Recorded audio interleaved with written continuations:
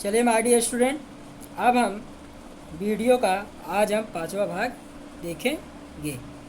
ठीक है, आज वीडियो कौन सा भाग देखेंगे? तो आज हम वीडियो का पांचवा भाग देखेंगे माय डियर स्टूडेंट। चलिए अब हम वीडियो का पांचवा भाग आज देखते हैं। चैप्टर कौन सा है हमारा? तो चैप्टर है 14 पार्ट 5 और आज आपका टॉपिक है वैकल्पिक अथवा गैर परंपरागत ऊर्जा स्रोत। देखिए कि प्रौद्योगिकी में उन्नति के साथ साथ हमारी ऊर्जा की मांग दिन प्रतिदिन बढ़ रही है, यानी लगातार हमारी ऊर्जा की मांग क्या हो रही है? बढ़ रही है, और हमारी जीवन शैली भी बदल रही है। हम अपने कार्यों को करने के लिए अत्याधिक मशीनों का उपयोग करते हैं, यानी जैसे जैसे हम औद्योगिकरण से हमारा जीवन उन्नत हो रहा है वैसे वैसे हमारी आवश्यकताएं क्या हो रही है? बढ़ रही है। अब आवश्यकताएं बढ़ रही है, इसका मतलब हमें ऊर्जा की आवश्यकता भी ज़्यादा होगी। देखिए क्रियाकलाप आप देख लीजिए। एक है, अपने दादा दादी या अन्य वृद्धों से पता लगाइए कि वे अपने विद्यालय कैसे, जाहिर सी बात है पैदल जाते होंगे। अपने बचपन में वो जल कैसे प्राप्त करते थे, पानी वो कैसे प्राप्त, कुएं से प्राप्त करते थे, नदी से, तालाब से। पहले हैंडपंप और नल जैसी व्यवस्था नहीं रही होगी। तो अब आप इन कार्यों को कैसे करते हैं? यानी आपने देखा कि आपके दादा दादी कैसे करते थे और आप अब कैसे कर रहे हैं। आप देख रहे हैं कि आप गाड़ी से स्कूल जाते हैं, साइकिल से स्कूल जाते हैं। क्या आपके दादा दादी ऐसे जाते होंगे? नहीं जाते होंगे। क्यों? क्योंकि धीरे धीरे क्या हुआ, समाज में परिवर्तन आया है। देखिए स्टूडेंट, जैसे जैसे हमारी ऊर्जा की मांग में वृद्धि होती जाती है वैसे वैसे हमें अधिक ऊर्जा स्रोतों की आवश्यकता होती है। यानी जब ज़्यादा ऊर्जा की ज़रूरत होगी तो हमें ज़्यादा ऊर्जा स्रोतों की भी ज़रूरत होगी। हम उपलब्ध एवं ज्ञात ऊर्जा स्रोतों से अधिक दक्ष उपयोग करने के विकसित कर रहे हैं। यानी हमारे पास जो ऊर्जा स्रोत है उससे हम अधिक से अधिक ऊर्जा प्राप्त कर सकें, इसके लिए हम टेक्नोलॉजी का विकास कर रहे हैं तथा ऊर्जा के नए स्रोतों की खोज करते हैं। जिस किसी भी ऊर्जा के नए स्रोत को हम खोजते हैं उसी के उपयोग को हम मस्तिष्क में रखकर विशिष्ट युक्तियाँ विकसित करते हैं। हम ऊर्जा के नवीनतम स्रोतों का उपयोग करना चाहते हैं तथा हम उस प्रकार की प्रौद्योगिकी का उपयोग करेंगे। चलिए हम विचार करते हैं। एक टॉपिक है कि कुछ लोग यह कहते हैं कि यदि हम अपने पूर्वजों की भांति जीवन यापन आरंभ कर दें तो हमें ऊर्जा के स्रोत तथा परितंत्र संरक्षित रहें। क्या धारणा उचित है कि हम अपने पूर्वजों की भांति रहें? तो देखिए कुछ हद तक तो उचित है, लेकिन कुछ हद तक उचित नहीं। उचित है भी और उचित नहीं भी है, क्योंकि अगर हम पूर्वजों की भांति जीवन व्यतीत करेंगे तो हमारा आर्थिक विकास नहीं हो पाएगा। चलिए अब हम यहाँ पर सौर ऊर्जा की बात करते हैं। तो सौर ऊर्जा क्या है माय डियर स्टूडेंट? सौर ऊर्जा 5 करोड़ वर्ष से निरंतर हमें विशाल ऊर्जा दे रहा है। और सूर्य ऊर्जा किस स्वरूप में देता है? अगर आप कोई बोले तो सूर्य हमें ऊर्जा विकिरण के स्वरूप में देता है तथा भविष्य में 5 करोड़ वर्ष तक ऊर्जा देता रहेगा, ऐसा अनुमान है।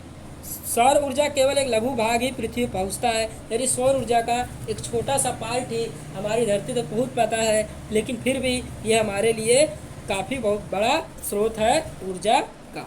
चलिए स्टूडेंट, अब हम एक भारत के बारे में कुछ इन्फॉर्मेशन देख लेते हैं कि भारत एक भाग्यशाली देश है क्योंकि वर्ष के अधिकांश दिनों में इसे सौर ऊर्जा मिलती है।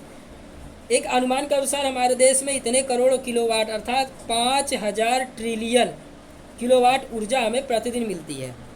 यानी पृथ्वी के क्षेत्र प्राप्त होने सौर ऊर्जा का लगभग 4 से 7 किलोवाट मीटर के बीच होता है।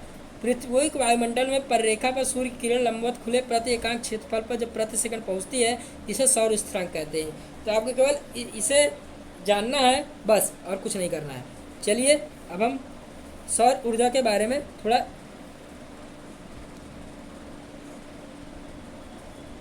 देखिए। सौर ऊर्जा का उपयोग आप कैसे कर सकते हैं? सौर कुकर के माध्यम से कर सकते हैं। सौर कुकर आप कैसे बनाते हैं स्टूडेंट? ये आप कक्षा 8वीं में अच्छे से पढ़ चुके हैं, ठीक है। तो सर्वसम परिस्थिति में परावर्तक पृष्ठ अथवा श्वेत पृष्ठ को क्या करते हैं? पहले इसका जो पृष्ठ होता है इसको काला करते हैं। काला क्यों करते हैं? ताकि सूर्य प्रकाश को अधिक से अधिक अवशोषित कर सके।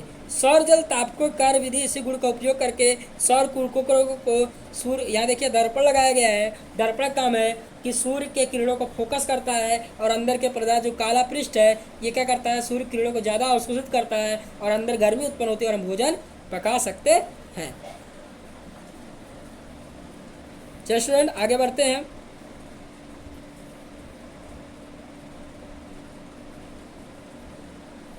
देखिए ये सौर पैनल लगा हुआ है। देखिए स्टूडेंट, सौर पैनल क्या है, देखिए इसके मदद से आप क्या करते हैं, विद्युत ऊर्जा उत्पन्न करते हैं। यह सरलता देखा जा सकता है कि ये युक्तियाँ दिन के कुछ समय में होती, क्यों, क्योंकि रात में सूर्य उगा हुआ नहीं होता, केवल दिन में ही सूर्य उगता है, इसलिए इन ऊर्जा को हम दिन में ही कर सकते हैं। तो सौर ऊर्जा का उपयोग इस सीमा पर सौर सेलों का उपयोग करके पार किया जा सकता है। यानी सौर सेलों का उपयोग करके हम सौर ऊर्जा को संग्रहित करके रात के समय में भी सौर ऊर्जा का उपयोग कर सकते हैं। सौर सेल सौर ऊर्जा क्या करता है, विद्युत ऊर्जा में रूपांतरित करता है। अगर आपसे कोई पूछे कि सौर सेल का काम क्या है, तो आप बताएंगे कि सौर सेल जो होता है विद्युत ऊर्जा को सौर ऊर्जा को विद्युत ऊर्जा में रूपांतरण करता है। धूप में रखे जाने किसी प्रारूपिक सौर सेल में 0.5 से 1 वोल्ट तक ऊर्जा विकसित की जा सकती है। लगभग 0.7 वाट विद्युत उत्पन्न कर सकते हैं। ठीक है डियर स्टूडेंट। अब देखिए, जब अधिक संख्या में सौर सेलों को संग्रहित कर लिया जाता है तो उस व्यवस्था को हम सौर पैनल कहते हैं। अगर आपसे पूछे कि सौर पैनल किसे कहते हैं, जब अधिक मात्रा में सोलर सेलों को जोड़ दिया जाता है तो हम उसे सौर पैनल कहते हैं। सौर सेलों का संबंध प्रमुख लाभ यह है कि इसमें कोई गतिमान ऊर्जा नहीं, यानी एक जगह स्थिर रहता है, इसलिए यह क्या है, इसको रखना सस्ता है तथा यह बिना किसी फोकस युक्ति काफ़ी दूर संतोषजनक कार्य करता है। सौर सेल का उपयोग करने का एक लाभ यह है कि इसे कहीं भी लगाया जा सकता है, यानी जहाँ पर आप विद्युत नहीं पहुँचा सकते उन क्षेत्रों में भी सौर सेल का उपयोग करके आप विद्युत पहुँचा सकते हैं। जैसे पहाड़ी क्षेत्रों में जहाँ पर विद्युत पहुँचाना खर्चीला है, तो वहाँ सौर सेल से विद्युत पहुँचा सकते हैं। देखिए, सौर सेल बनाने के लिए सिलिकॉन का उपयोग किया जाता है, जो क्या है काफ़ी महंगा है, जो प्रकृति में प्रचुर मात्रा में उपलब्ध है। परंतु सौर सेल बनाने के लिए विशिष्ट श्रेणी का सिलिकॉन की उपलब्धता सीमित है। सिलिकॉन तो मिलता है, लेकिन जिससे सौर सेल बनता है वो सिलिकॉन बहुत कम मिलता है। और दूसरी चीज़, सौर सेलों के उत्पादन में बहुत महंगी प्रक्रिया है। सौर सेलों को जोड़ने के लिए चांदी का उपयोग होता है, जो काफ़ी महंगा है। तो उच्च लागत और कम दक्षता के कारण सौर ऊर्जा का बहुत ही वैज्ञानिक उपयोग किया जाना चाहिए। ठीक है, जैसे मानव उपग्रहों, अंतरिक्ष अन्वेषण, मार्स ऑर्बिटर में सौर सेलों का उपयोग किया जा सकता है, क्योंकि वहाँ कोई आप खंभा नहीं लगा सकते हैं। रेडियो अथवा बेतार संचार में, टीवी रिले केंद्रों में सौर पैनल का उपयोग किया जा सकता है। इसके अलावा आप ट्रैफिक सिग्नलों में, परिकल्पों में सौर ऊर्जा का उपयोग कर सकते हैं। इसके अलावा आप सौर सेल को विशिष्ट डिजाइन कारण आने छतों में स्थापित, यानी आप अपने छत पर सौर ऊर्जा लगा सकते हैं ताकि अधिक से अधिक सौर ऊर्जा आपूर्ति हो। तथापि अत्यधिक या महंगा होता है। इन सभी कारणों से इसका घरेलू उपयोग अभी तक सीमित है, क्योंकि महंगा है इसलिए आप इसको घर में उपयोग नहीं कर सकते, इसका केवल वाणिज्यिक उपयोग होता है।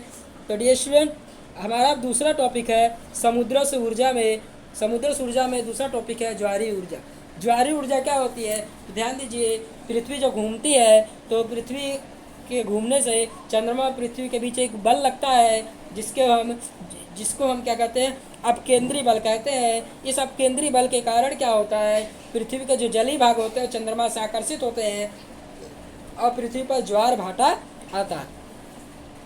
और पृथ्वी पर ज्वार भाटा आता है, इस ज्वार भाटा से हम ज्वारीय ऊर्जा प्राप्त कर सकते हैं। कैसे, तो हम क्या करेंगे कि जब ज्वार आएगा तो हम एक बांध बना देंगे, ज्वार का पानी उस बांध में क्या हो जाएगा, भर जाएगा, और फिर बांध से पानी गिराएंगे और टरबाइन क्या होगा, उससे घूमेगा, और हम इस ज्वारीय ऊर्जा के माध्यम से विद्युत ऊर्जा क्या कर सकते हैं, प्राप्त कर सकते हैं।